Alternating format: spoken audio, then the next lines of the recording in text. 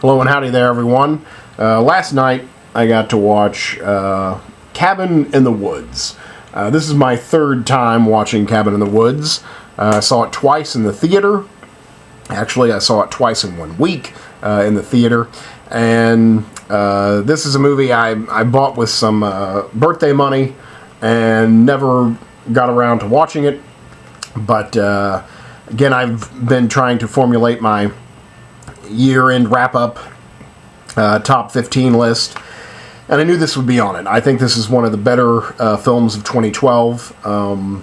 It was made long before 2012. In fact, I think it was intended to be released in 2010, well, I don't know. Its copyright is 2011. Maybe it was intended for 2011, but didn't make it until 2012. This sat on the shelf because they didn't know how to market it. It is very new and very different, and they didn't think it would make any money. And I don't think it made a ton of money, but I think it's got a reputation already. I think it's a great film. I think it's a 9. Again, one of the better films of 2012. One of the better horror films I've seen in some time. Probably my favorite horror film since Drag Me to Hell. I think they can stand up next to each other. I think it's smart. I think it's funny. I think it's fresh. I think it's original. I love horror movies. Horror is one of my favorite genres. I love being scared. I love monsters. And this is... If you've seen the movie, then you know this has pretty much got everything. If you haven't seen the movie and you like horror films, if you just like movies, I'd say this is the movie for you. I would call it excellent. Again, I have no problem giving it a 9. It's about an ancient ritual sacrifice done in the most modern of ways. Unknowingly, 5 people. And apparently the plot goes back a little bit.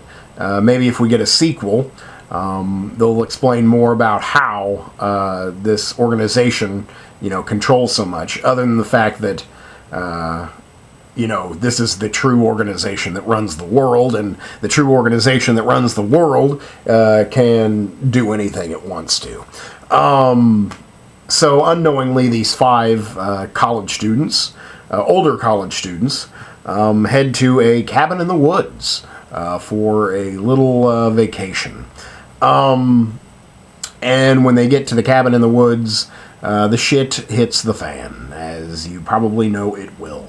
But I may be spoiling it a little bit, but it's all a part of, again, an ancient ritual sacrifice to keep the old ancient dark gods from rising again and reclaiming the earth as their own.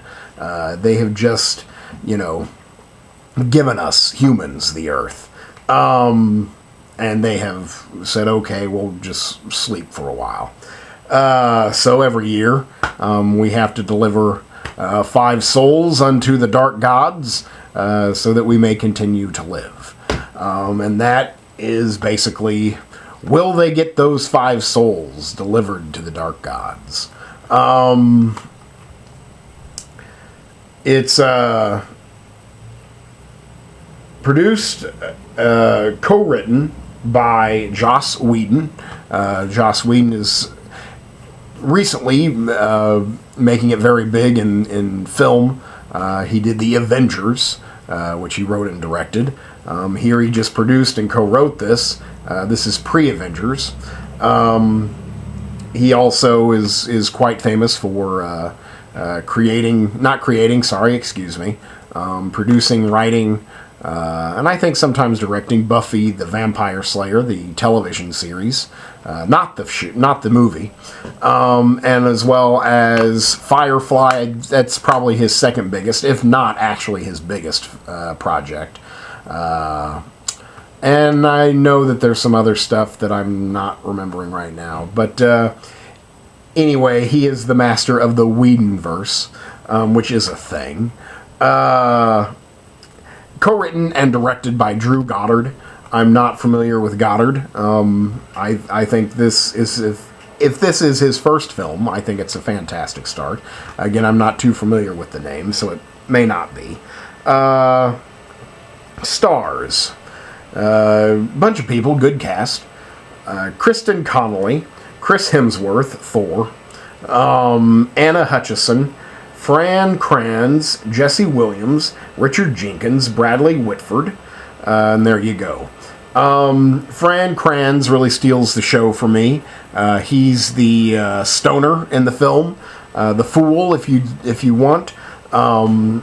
He's a Broadway actor. I don't know him from too many films, but he does look familiar. He's a very talented actor here. He steals the show. I'm kind of hoping this, gives him more work and a higher profile, because I think he definitely deserves it. Chris Hemsworth, this is pre-Thor, looking a little young. He's good here. All the acting is fine. It's horror movie acting. Richard Jenkins and Bradley Whitford, they play two employees of this secret organization. Bradley Whitford kind of steals the show. He tends to do that. Bradley Whitford is, I guess, primarily a television actor. He will always forever be the villain in Billy Madison. He's great here. He's funny. He basically is Bradley Whitford, and nails the performance. Richard Jenkins, also very good. Again, all the acting, very good. Because they have an excellent story to go on.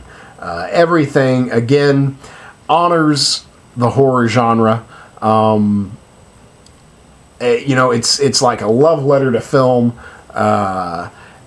and it seems that by embracing all of the old and honoring all of the old, they are creating something new, and I think that's exciting and fantastic. I don't really know what else to say. I mean, it's not like a gorgeous looking film. The colors are kind of flat, or something. If I haven't said it, I'm giving it a 9. I think this is a solid 9. Again, I bought it. It's in my personal collection. I think it's fun. It makes 90 minutes just disappear from your life. So that's good. I love all the monsters in it. I don't think I'm spoiling too much there. I just love the movie. I don't really know what else to say. I just think it's so intelligent and so original, and kind of ballsy, risky in a way. I